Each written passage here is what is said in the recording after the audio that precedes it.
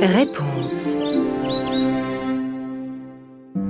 Il était une fois, dans un pays lointain, une sorcière bien triste.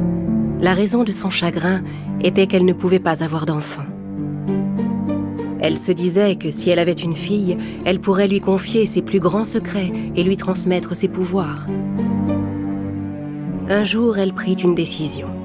Elle enlèverait la première petite fille qui naîtrait dans les environs et l'élèverait comme son propre enfant éloigné du monde. Le pouvoir de ma magie régnera à jamais sur le monde! Non loin de la maison de la sorcière, vivait un couple de jeunes fermiers.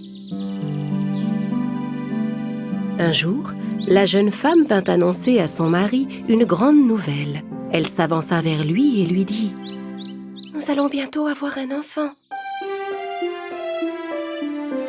Malheureusement, leur joie fut de courte durée, car la jeune femme tomba gravement malade.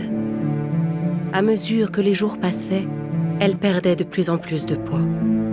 Si elle ne guérissait pas très vite, elle risquait de perdre le bébé. Son mari essaya tous les remèdes, toutes les herbes médicinales qu'il trouva, mais rien n'y faisait. Le dernier médecin qu'ils consultèrent dit au mari qu'il n'y avait qu'un seul moyen que sa femme guérisse. « Écoutez, il y a une sorcière qui vit près d'ici. Elle a une herbe qui peut guérir votre femme. C'est la seule personne qui puisse vous aider. » Le brave homme rassembla tout son courage et alla se présenter chez la vilaine sorcière. Il frappa à sa porte. « Vous osez venir chez moi et frapper à ma porte ? Vous devez avoir un problème important. » Ma femme est malade et elle va très mal. J'ai entendu dire que vous aviez en votre possession les meilleurs remèdes pour les cas comme le nôtre. Ah oui ? Et pourquoi accepterais-je de vous aider ? Je vous en supplie, ne me renvoyez pas. Ma femme est enceinte. Si elle ne guérit pas très vite, je perdrai ma femme et mon enfant. En entendant ces paroles, la sorcière changea d'avis et décida de leur venir en aide. Très bien, dans ce cas, j'accepte de vous aider. La sorcière lui donna une herbe pour sa femme. Donnez un morceau de ces feuilles de réponse à votre femme tous les jours. Elle guérira rapidement. Heureux et soulagé, le jeune homme courut chez lui. Sa femme mangea un morceau de la plante chaque jour et commença petit à petit à reprendre du poids. Mais au bout de quelques jours, il ne restait plus rien de la plante que la sorcière avait donnée. La jeune femme retomba malade. Cette fois, son état s'aggrava encore plus vite. Son mari n'avait pas le choix. Il fallait qu'il retourne frapper à la porte de la sorcière. La vilaine femme savait que le pauvre homme reviendrait. Elle avait préparé une poignée de graines pour lui. « Voici des graines de la plante qui soigne votre femme. Tenez, emportez-les chez vous et plantez-les dans votre jardin. Vous aurez assez de feuilles pour sauver votre femme et votre enfant. Mais attention, je vous les laisse à une condition. Si votre bébé est une fille, vous devrez me donner l'enfant. » « Non, c'est impossible, je ne peux pas accepter. » « À vous de voir. » La sorcière lui ferma la porte au nez. L'homme rentra tristement chez lui. Il n'osa rien raconter à sa femme. Plus les jours passaient, plus l'état de la jeune femme s'aggravait. Sachant sa femme et son bébé en danger, le pauvre homme n'arrivait plus à dormir. S'il refusait la proposition de la sorcière, il était sûr de perdre la mère et l'enfant. S'il acceptait le marché et que l'enfant était un garçon, il pouvait sauver et sa femme et son fils. Alors il prit sa décision et retourna chez la sorcière pour accepter son offre. Puis il rentra chez lui avec le précieux sachet de graines. L'homme planta les graines que la sorcière lui avait données dans son jardin. En quelques jours, il vit s'épanouir de superbes réponses. Le brave homme donna à sa femme les feuilles pour la soigner. Plus les jours passaient, plus la jeune femme reprenait des forces. Quand elle fut totalement guérie, elle donna naissance à un magnifique bébé. Mais le jeune papa commença à trembler. Quelle jolie petite fille! Le même jour, on fêtait un heureux événement au palais du roi. La reine venait de mettre au monde un charmant petit garçon. Le roi était fou de joie. il avait maintenant un héritier à qui il pourrait un jour confier le royaume. Le roi et la reine étaient très bons et très aimés de leur peuple.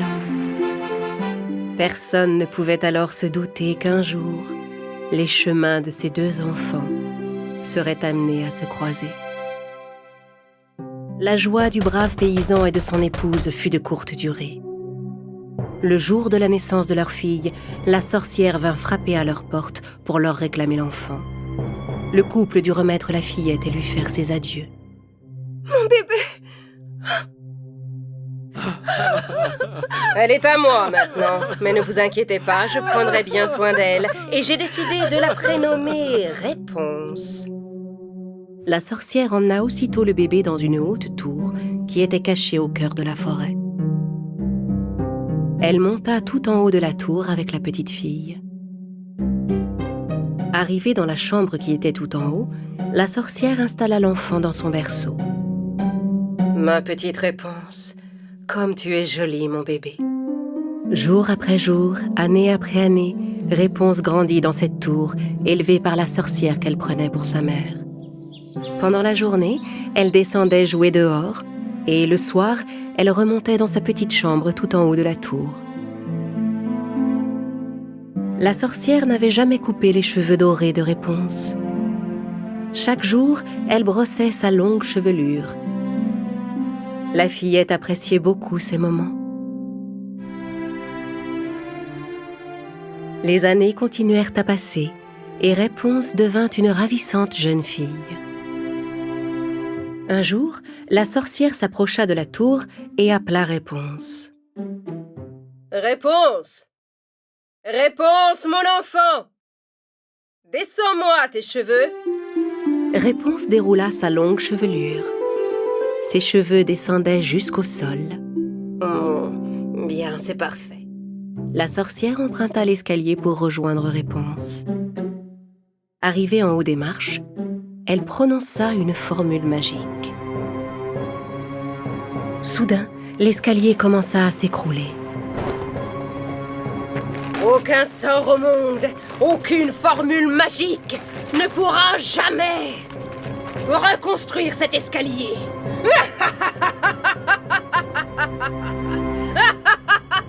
Stupéfaite, Réponse comprit alors qu'elle ne pourrait plus jamais sortir de cette tour. La sorcière utilisait les cheveux de Réponse pour descendre de la tour chaque matin. Et le soir, elle revenait au pied de la tour et appelait. « Réponse!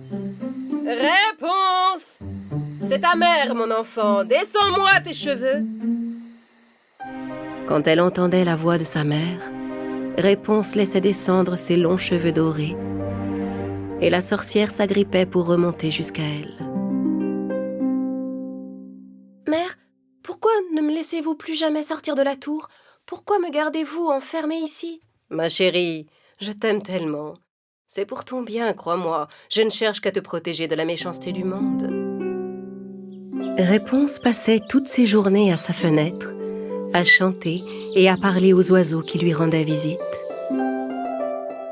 Pendant ce temps, dans le palais du roi, le prince qui était né le même jour que Réponse avait grandi et était devenu un beau jeune homme. Le roi, qui était vieux et malade, souhaitait que son fils lui succède sur le trône, épouse une princesse et lui fasse des petits-enfants. De nombreuses princesses se présentèrent au château, mais le prince ne trouvait dans aucune d'elles la bien-aimée qu'il attendait. Un jour, le prince décida d'entreprendre un voyage dans l'espoir de trouver le véritable amour. Quand il arriva à l'orée du bois où se trouvait la tour de Réponse, il dit à ses gardes « Je ne suis encore jamais entré dans cette forêt. Nous allons la traverser. Nous trouverons peut-être un raccourci. »« Mon prince, c'est une forêt magique. On dit que ceux qui y pénètrent n'en ressortent jamais. »« Vous l'avez dit vous-même. Ce ne sont que de simples on-dit. Entrons, nous verrons bien. » Le prince et ses gardes pénétrèrent dans la forêt. Le prince chevauchait avec assurance, mais ses gardes semblaient plus craintifs. Au bout d'un moment, ils arrivèrent devant la tour où vivait Réponse. Là, ils entendirent la voix de la jeune fille qui chantait. La la la la la, la la la la la la, la la la la la la la la la la la la. Oh, quelle voix ravissante, qui est-ce? Le prince s'approcha de la tour et aperçut Réponse qui chantait à sa fenêtre. Il resta un moment à la contempler avec admiration. À cet instant, la sorcière arriva de l'autre côté et appela Réponse. Réponse! Réponse, mon enfant! Descends-moi tes cheveux! En entendant l'appel de sa mère, Réponse déroula sa longue chevelure jusqu'au sol. Et la sorcière s'agrippa pour monter jusqu'à elle. Alors elle s'appelle Réponse. Le prince décida de rester seul près de la tour pendant quelque temps afin d'observer Réponse. La sorcière descendait le long des cheveux de Réponse chaque matin et remontait le soir de la même façon. Réponse! Réponse! Descends-moi tes cheveux! Un jour, le prince rassembla son courage et, profitant de l'absence de la sorcière, il s'approcha de la tour et appela. Réponse! Réponse! C'était la première fois que Réponse entendait une autre voix que celle de sa mère. Elle hésita d'abord un instant, mais curieuse de voir de qui il s'agissait, elle se pencha à sa fenêtre. Elle découvrit le jeune homme qui la regardait d'en bas. « Qui êtes-vous? Comment connaissez-vous mon nom ?» Je suis le prince de ce royaume. J'ai entendu votre belle voix et j'ai eu envie de vous rencontrer. Je n'ai pas le droit de parler aux étrangers. Allez-vous-en. Je ne vous ferai aucun mal, je vous en donne ma parole. Descendez, j'aimerais vous parler. Je ne peux pas descendre, il n'y a pas d'escalier. À cet instant, Réponse aperçut sa mère qui revenait. Dépêchez-vous, allez-vous-en. Ma mère ne doit surtout pas vous voir. Le prince alla vite se cacher dans les buissons. Arrivé au pied de la tour, la sorcière appela. Alors Réponse déroula ses cheveux et la sorcière monta. Le prince repassa voir Réponse tous les jours et devint peu à peu ami avec elle. Certaine qu'il ne lui ferait aucun mal, elle lui descendit ses cheveux pour le laisser monter. Le prince s'agrippa à sa chevelure dorée et commença à grimper. Réponse était tout émue de voir une personne qu'elle venait à peine de rencontrer se tenir juste devant elle. Mais pourquoi ta mère t'enferme-t-elle dans cette tour? Mère me dit que c'est pour me protéger de la méchanceté du monde. Elle ne veut que mon bien. Mais enfin, c'est ridicule. Comment peut-on enfermer son enfant dans cet endroit? Bien sûr, c'est vrai que le monde peut parfois se montrer cruel et dangereux, mais il est aussi rempli de beauté. Réponse était curieuse de voir si ce que disait le prince était vrai. Elle n'avait qu'un seul désir, c'était de sortir et de découvrir le monde. Alors les deux jeunes gens décidèrent de s'enfuir ensemble. Ce soir-là, quand la sorcière revint à la tour, elle vit que Réponse avait laissé ses cheveux déroulés jusqu'au sol. Réponse m'a sûrement vu arriver de loin, et elle a descendu ses cheveux. Quand elle arriva en haut de la tour, elle découvrit la chevelure de Réponse solidement attachée à un anneau de métal. Mais aucune trace de la jeune fille. Furieuse, elle comprit que sa fille s'était enfuie. Réponse avait coupé elle-même ses cheveux, les avait attachés à l'anneau et s'en était servie pour s'enfuir de la tour avec le prince. Réponse! Ah! Petite ingrate, comment as-tu osé me trahir? Pendant ce temps, le prince et Réponse sortirent de la forêt. Cette rumeur de forêt magique avait été répandue par la sorcière elle-même, afin que personne ne vienne s'approcher de la tour de Réponse. La jeune fille et le prince arrivèrent enfin au château. Le prince fit entrer Réponse pour la présenter à ses parents. Quelle ne fut pas sa surprise de découvrir le roi qui se tenait debout devant lui en parfaite santé. « Oh! Père, on dirait que vous êtes guéri. Comment est-ce possible ?» « Grâce à une merveilleuse plante médicinale, mon fils. Comment s'appelle-t-elle déjà? Ah, je sais. Réponse. » Réponse? Le prince raconta à ses parents tout ce qui s'était passé. Alors le roi leur expliqua qu'un vieux couple de paysans lui avait donné l'herbe pour le soigner.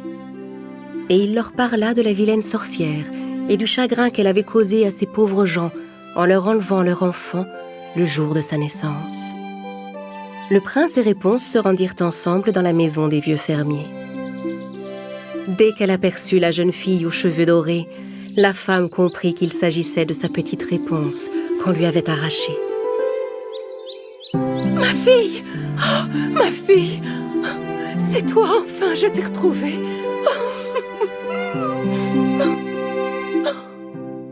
Réponse avait retrouvé ses parents. Ils lui racontèrent son histoire depuis le tout début. Peu après, Réponse et le prince se marièrent et vécurent heureux pour toujours.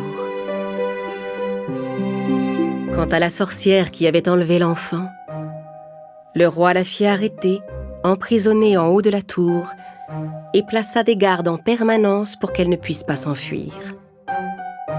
Le jour où elle mourut, tous ses maléfices et ses plus noirs secrets disparurent avec elle.